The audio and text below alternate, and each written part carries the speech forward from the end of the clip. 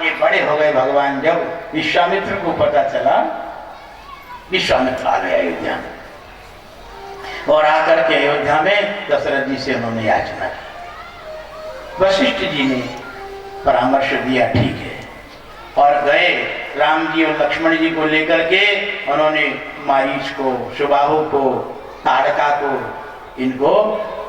इनका सबका कल्याण किया और अंत में मिथिला में जाकर के जानकी की जात स्वयंवर हुआ भगवान का।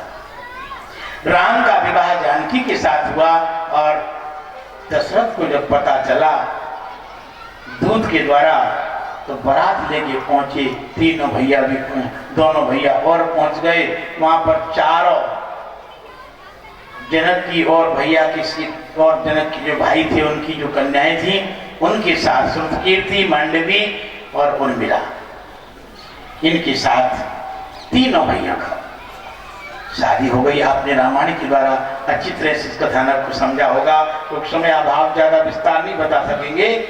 और उसके बाद बारात जब घर आई, ये बड़ी महत्वपूर्ण बात बता रहे हैं। तो जब बहुएं अंदर प्रवेश कर रही थी, उस समय बहुओं के जो डोला थे, जी ने रोक दिया, बोले नहीं, अंदर नहीं, बुलाओ।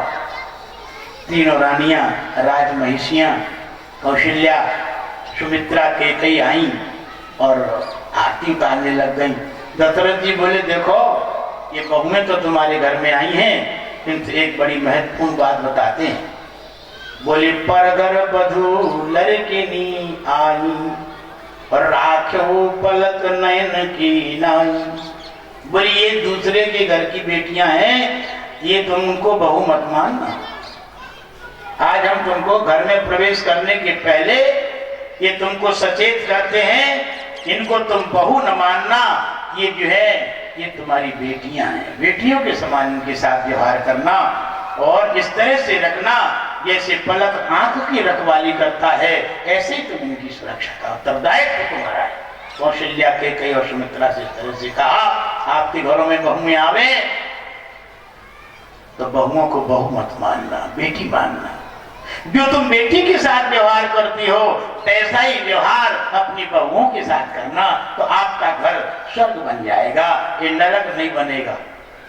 बहू मान करके तुम भीतर में दरार पैदा कर लेते। ध्यान देना, कुछ दिन के बाद तुम्हारा जब शरीर अशक्त हो जाएगा, तुम्हारा लाचार हो जाएगा, जब घर का मालिकाना उनके हाथ में आ जाएगा, तो तुमने जितना उनको पीड़ा पहुंचाई है, कान खोल के सुन लेना, जितना भंडरिया में ताला डाल के रखा है, घी दूध पे कब्जा किया है, कान खोल के सुन लेना, तो एक एक करके उसका सबका हिसाब किताब चुकाएगी वो बहू। इसलिए सावधान, अभी से भंडरिया की चाबी दे दो और घी दूध उसके हवाले कर दो, बिल्कुल कुछ मत रखो। और भैया उससे कहो, तू मेरी बेटी है, हमको तो 2 रोटी टाइम से मिल जाए, आपका घर में बड़ा मंगल होगा, बड़ा कल्याण होगा। अच्छा, कौन कौन आज से भंडरिया की चाबी अपनी बहू को देगी? जरा हाथ उठाओ। ये कहूँ हाथ नहीं उठाओ। अरे राम राम राम, इतने सालों से कथा नहीं सुन रही, क्या हो रहा है? अरे बड़ा कठिन समय आ रहा है, निकट भविष्य में आपकी जिंदगी को मंगल में बनाओ।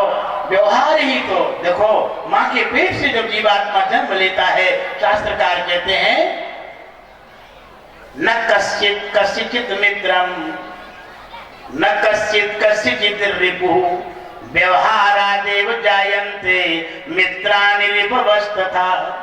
जन्म से न कोई किसी का मित्र है, न कोई दुश्मन है। माँ के पेट से जब जीव निकलता है, कोई दुश्मन दोस्त नहीं होता है।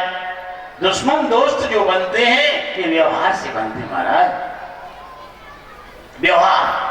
व्यवहार में जब गड़बड़ी आती है, तो दुश्मन दोस्त बन जाता, दोस्त दुश्मन बन जाता है। और आहार में जब गड़बड़ी आती है, तो शरीर रोगी बन जाता है। इसलिए आप लोगों को चाहिए, घर में लड़ाई झगड़ा समस्या क्या है? लड़ाई झगड़ा क्यों होता है? परिवार में कलह क्यों होती है? शास्त्र ने जो हमको सूत्र दिया है, वही सूत्र शायद कारगर है। लड़ाई झगड़ने का एक ही कारण है। क्या कारण है? बोले, काम धंधा हमको नहीं करना पड़े, अच्छा अच्छा खाना और पहनने को हमको मिल जाए, अच्छी अच्छी चीजें खाने को और पहनने को और आराम हमको मिल जाए, और काम धंधा सामने वाले को करना पड़े, बस यहीं से लड़ाई का आरंभ हो जाता है। इसको उल्टा कर दो, सेवा तो हमको मिल जाए, घर में झाड़ू लगाना हमको मिल जाए, पोंछा लगाना हमको मिल जाए, रोटी बनाना हमको मिल जाए, कपड़े धोना हमको मिल जाए, बिस्तर लगाना ये सेवा हमको मिल जाए, और मालपुआ खीर तस्मई गुलाब जामुन रबड़ी मलाई ये सामने वाले को मिल जाए। ऐसा भाव अगर तुम्हारे अंदर जागृत हो जाएगा तो तुम्हारा घर स्वर्ग बन जाएगा। ध्यान देना, देवरानी कहे कि लड्डू आए हैं, चलो जेठानी को दे दो। जेठानी कहे नहीं नहीं, अरे मैं तो बड़ी हूं, ये छोटी खा लेगी तो अच्छा है। त्याग, भीतर में सेवा स्वीकार करो, किंतु पदार्थ स्वीकार मत करो।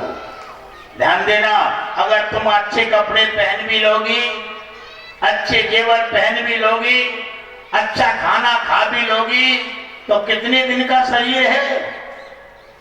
ये सब पाप का पुटला साथ में जाएगा। जितना अच्छा अच्छा जो खाता है, ध्यान देना, जितना अच्छा अच्छा जो पहनता है, इसमें पाप के परमाणु रहते हैं।